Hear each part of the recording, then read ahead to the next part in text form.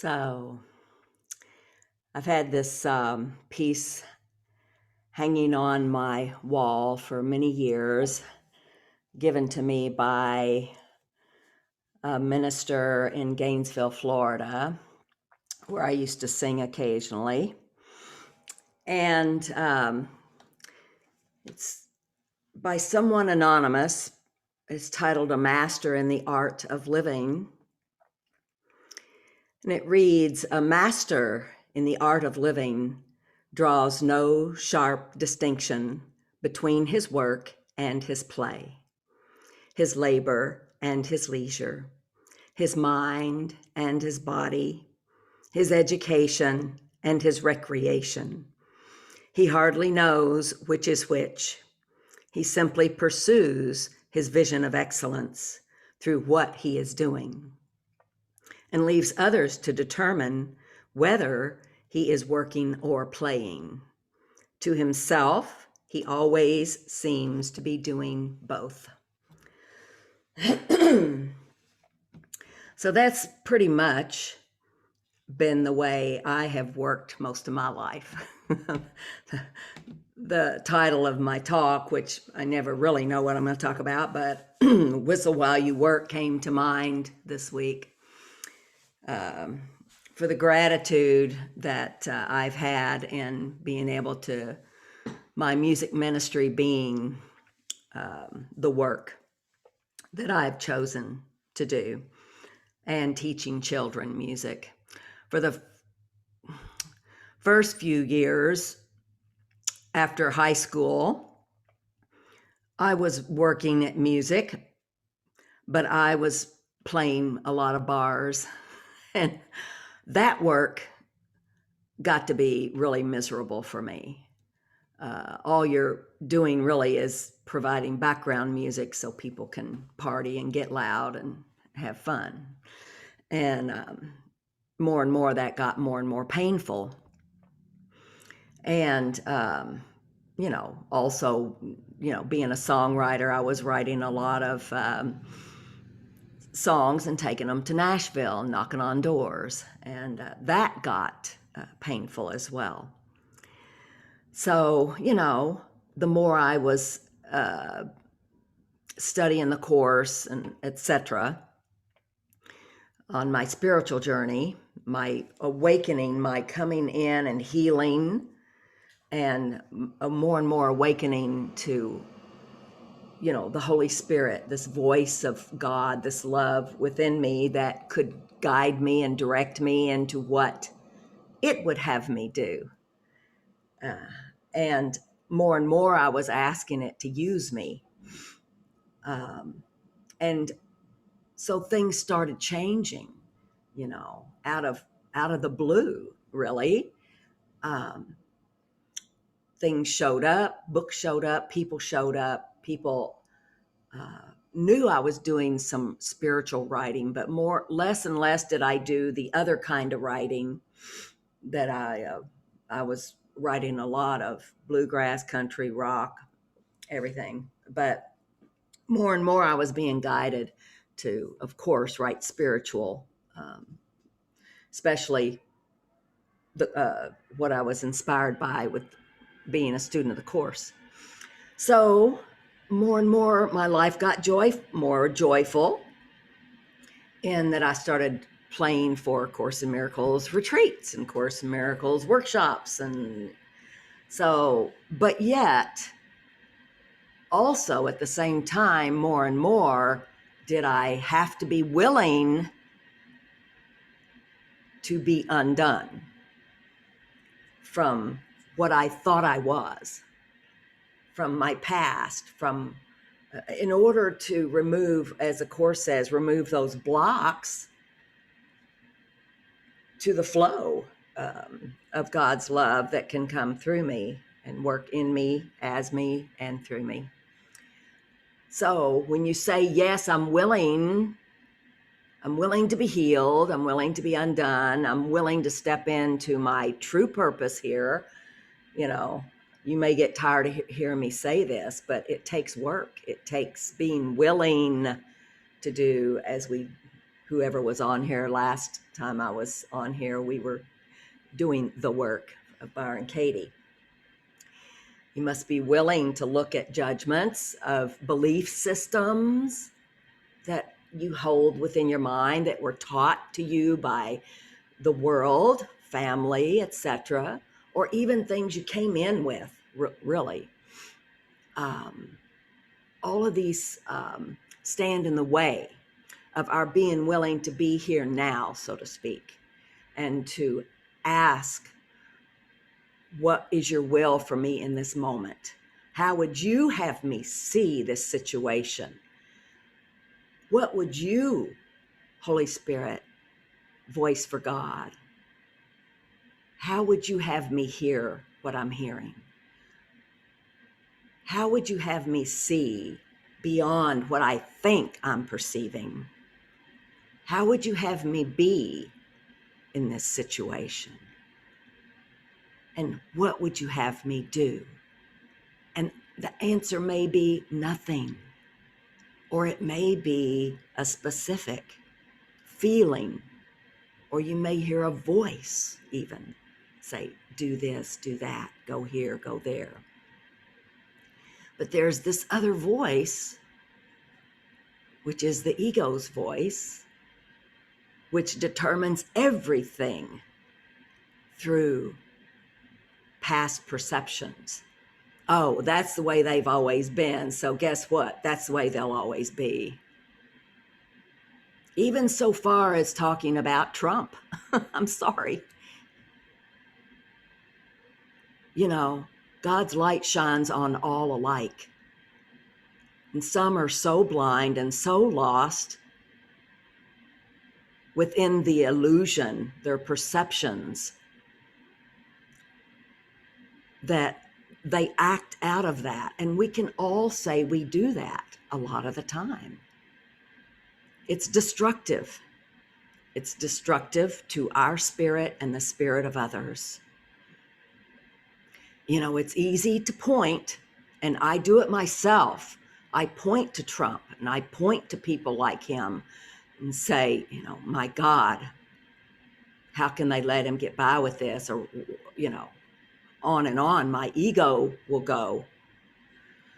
But do I ever really, am I willing to stop and to bless instead of condemn?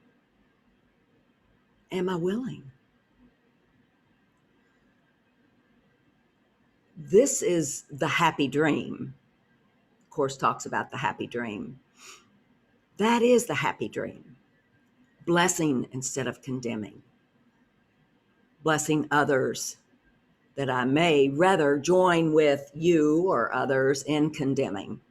Instead of, you know, there's a story, my old mentor, in fact, she lives here. It's nice to be back where she lives. She's in her 80s now, but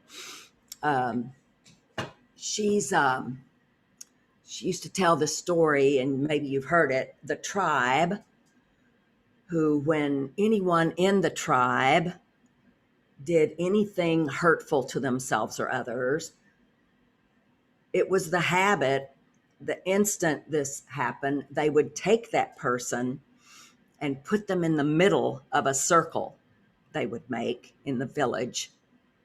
And they would begin telling that person the truth about that person, that they're safe, that they're loved, that what they did is not who they are. I used to play at a prison in Nashville. It was a private prison, but they had a program where the prisoners who were able to be part of the program, I walked in and I felt like I was walking into a room full of ministers, or they constantly reminded each other in this prison program of the truth of who they are.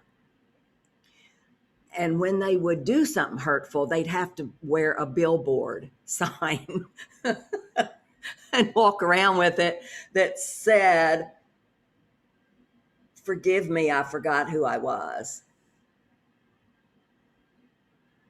Wow. Wow. How beautiful is that? How powerful an instrument in turning someone around. All they're doing is calling for love. These people, they're lost. I'm lost at times. That's what I have to really see. There was another prison I played at up in Boston, and at the end of my whatever I was doing, one of the prisoners came up to me. It was a women's prison. The other one in Asheville was all men. Um, this was all women. And at the end, a woman came up to me and said, I know people outside of these bars who are in worse prisons than we are. That turned me around. Well, all of this work I've done in prisons and, seemingly dark places have been part of my salvation. Because I always looked, I'm here to help you. No, it's equal. You're here to help me. What that woman said really brought me to my knees. Oh my God, I'm the one that has imprisoned myself with false beliefs about myself and others, with hate, with condemnation, with envy, with regret, with fear, with guilt. That's the prison. You can be in prison and be free. You can be behind bars and be much more free than many people you see walking down the street, because the real prison is within. So, it's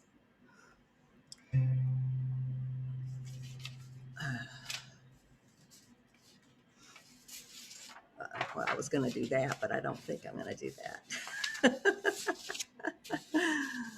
So it is a matter of there's two worlds to see from. There's parallel things going on. It's an either or. You're either blessing or you're condemning. There can't be an in between. You're either loving or you're doing the opposite of that, which is more or less hate. You're either knowing that you're love or you're suffering because you don't know. That's what brings on depression, when we don't know what we really are.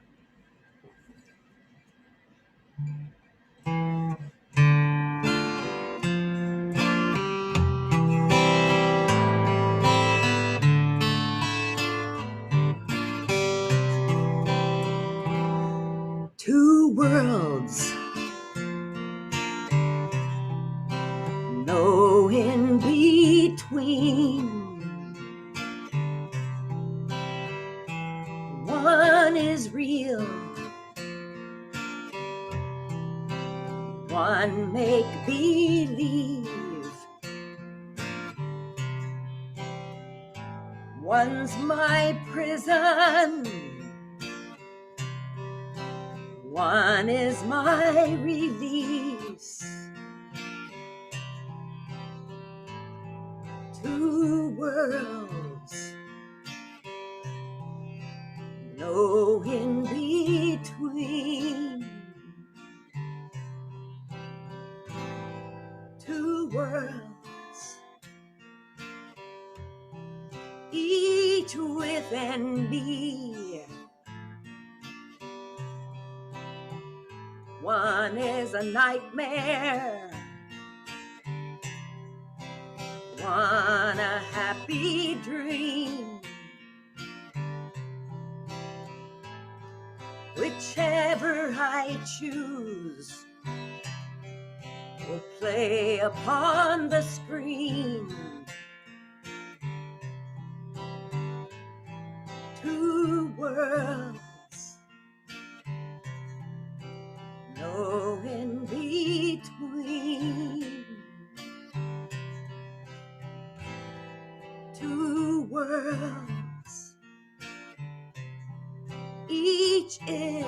calling me. Heaven or hell, no in between, no in between. Two worlds, no in between. Nightmare or dream, both within me, heaven or hell, life and death, judgment and release, both within me. Two parallel worlds, no in between, no gray area, one or the other. Both cannot be in the same place at the same time.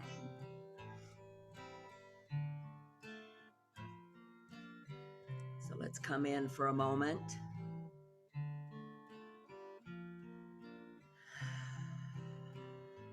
Let's see where we are. Which world are we in at this moment? Which world were we in yesterday?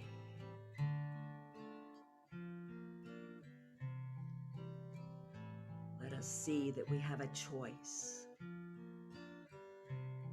for which voice,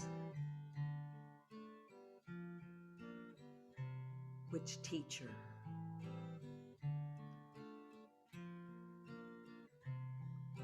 knowing that I teach what I learn what I teach. I can't help but to teach what I learn of myself. I can't help but learn what I'm teaching. What am I teaching? What am I teaching myself and others? Am I teaching the love of God to others? Am I teaching fear, judgment, guilt, hopelessness, helplessness? Am I willing to look at the blocks?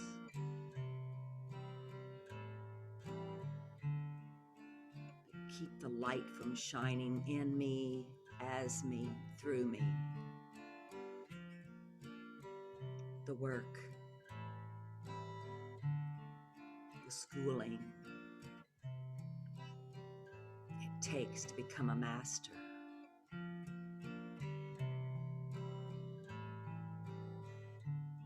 Two worlds.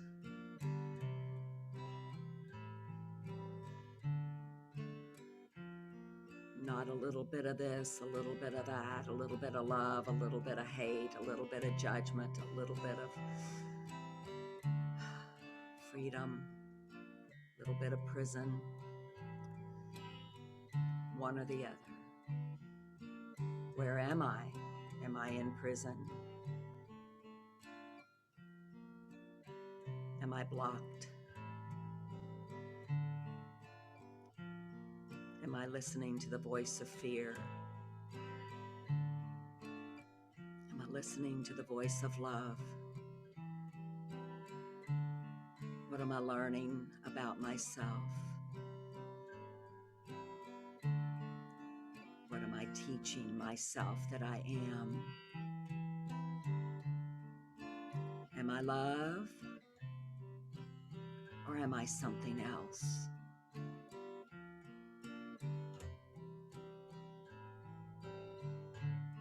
believe about myself and others?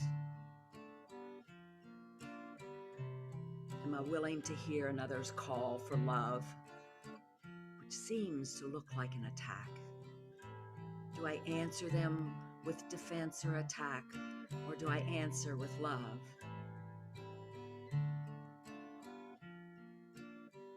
What do I choose? How do I choose to live? What do I choose my purpose to be in this world?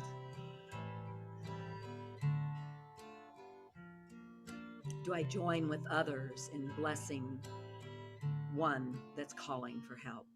Or do I join with others in condemning another, joining in the falsehood? What is another? They are love, the same as I am. The light of love shines upon all of us equally, no exceptions. We create our own hell. No one condemns us to it. As I judge another, I judge myself, for they are one with me. So therefore, I condemn myself to hell. I imprison myself.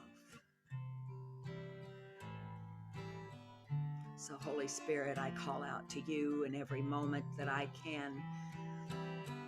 Remember, through my busy days and through my busy thoughts, let me take moments and just lay it all down and come to you, ask for help. Help me, Holy Spirit. Help me, God. Help me to see differently through the eyes of love.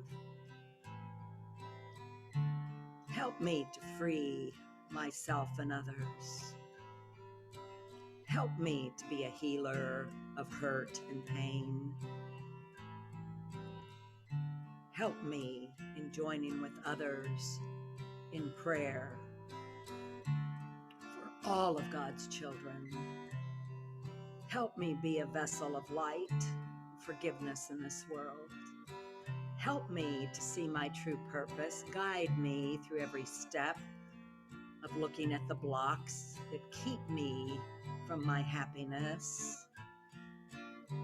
Help me to whistle while I work the happy dream in this world, fulfilling my purpose that you would have me do. I'm here for love.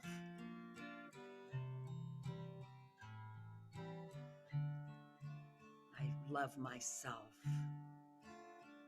through this journey I'm on. It's not easy.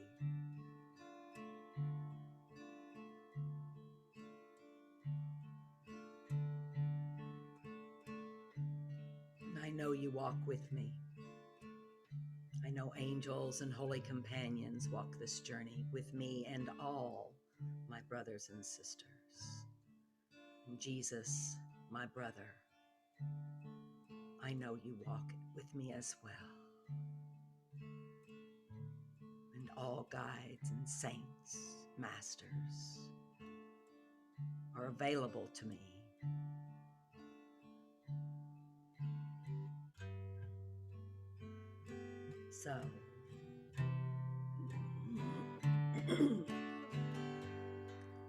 So I'll go where you'll have me go, and I'll do what you'll have me do. I'll go where you'll have me go. I'll do what you would have me do. I'll be forever in love with you.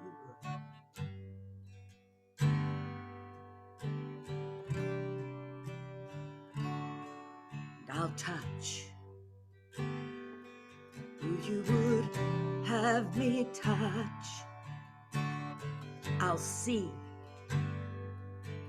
what you would have me see. I'll be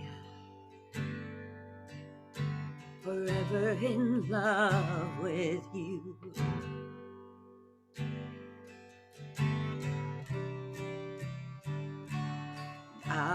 learn what you would have me learn. I'll teach what you would have me teach. I'll be forever in love with you. Only you.